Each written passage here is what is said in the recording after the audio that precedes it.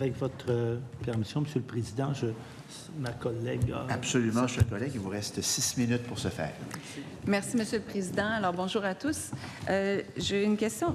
Quand vous avez parlé d'ancienneté, vous avez parlé des établissements privés conventionnés. Ensuite, en réponse à une question, vous avez dit que, outre les membres qui vont relever finalement de l'employeur Santé Québec, il y a aussi ceux qui sont dans le Nord, les membres de l'AEPC, les employés de l'AEPC et aussi des établissements privés. Est-ce que vous avez aussi des membres dans les ressources intermédiaires ou c'est uniquement dans les AEPC? Dans les AEPC? Dans les ressources intermédiaires, en fait, nos membres vont y travailler, mais c'est plus, par exemple, via les CLSC. Ce sont soit les infirmières ou des infirmières auxiliaires qui vont dispenser des soins directement dans les RI. Donc, ils sont employés de Santé Québec, mais ils vont déployer leurs soins et leurs services à travers Santé Québec. D'accord. Mais ce ne sont pas des membres donc, qui sont employés par les RI. Okay, non, parfait. Effectivement.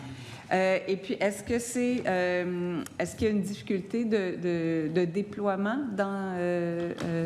pour les membres qui sont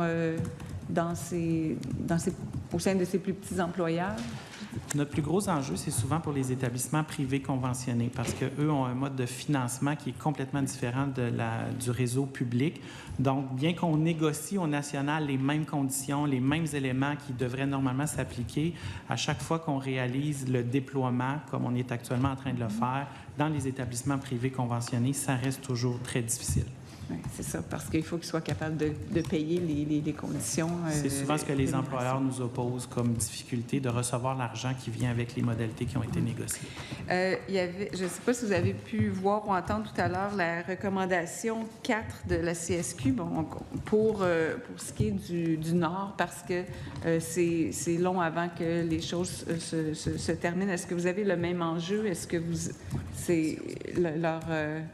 La demande, en fait, de la CSQ, c'était qu'on prévoit que les membres de chacun des comités des CPN aient l'obligation de s'entendre sur les mandats de négociation au plus tard 60 jours après qu'un règlement soit intervenu entre les parties de la même catégorie de personnel du Sud. Est-ce que c'est quelque chose qui vous aiderait dans votre cas ou pas du tout? Non, on n'a pas du tout le même enjeu parce que quand on négocie pour les gens dans le réseau de la santé, ça inclut aussi le Nord. Donc, ça se termine au même moment. Donc, on vit les mêmes périodes, incluant le Nord, que Santé Québec ici au Sud.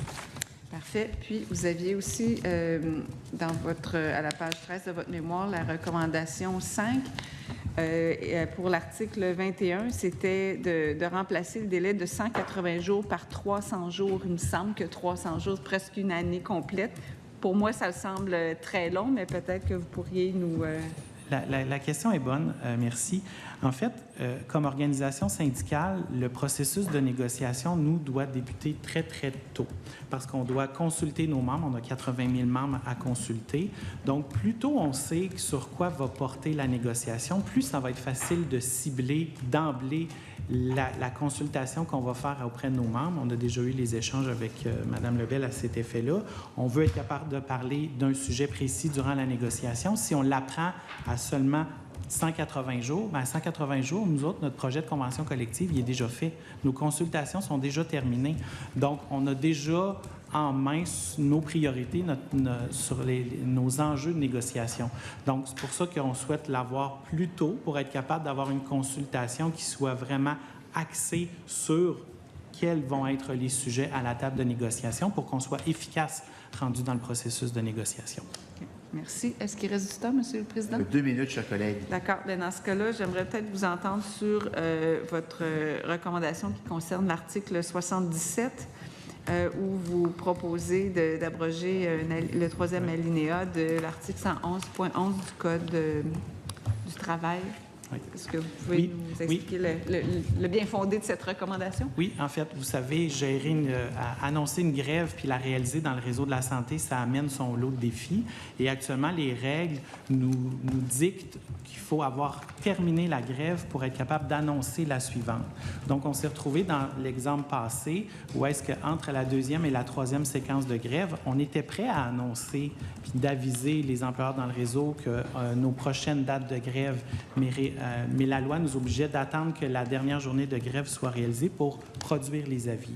Donc, en abrogeant ça, ça va faciliter, dans le fond, l'annonce aux employeurs des journées de grève. Et quelle est votre position sur le fait que le projet de loi va abroger la loi sur le maintien des services essentiels? En fait, c'est le retrait de la loi 160. En fait, effectivement, on est extrêmement soulagés. C'était une loi qui était extrêmement punitive envers les travailleurs du réseau. Donc, on est extrêmement content du